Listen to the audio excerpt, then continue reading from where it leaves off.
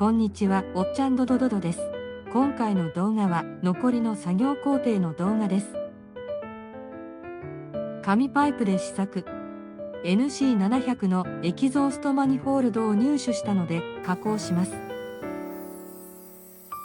前回切れ込みを細かく入れすぎて溶接に苦労したので切れ込み箇所を少なくしてみます。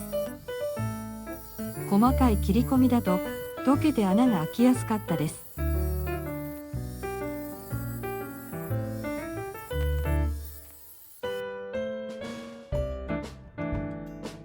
相変わらず出来が悪いです。完成。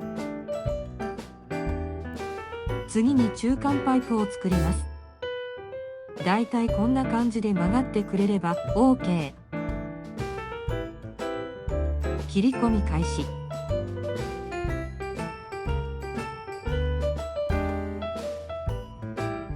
溶接箇所を少なくするため切り込みは最小限に合わせてみました。角度は良いようです。溶接開始。いつものことながら溶接は難しいです。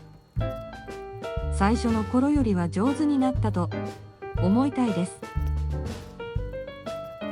ということで省略完成。なんとか中間パイプ完成。良い感じです。時間がかかりましたがパーツは完成しました。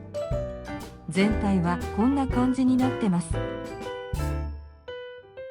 では装着。ご近所の目が気になるのでバッフルはつけてます。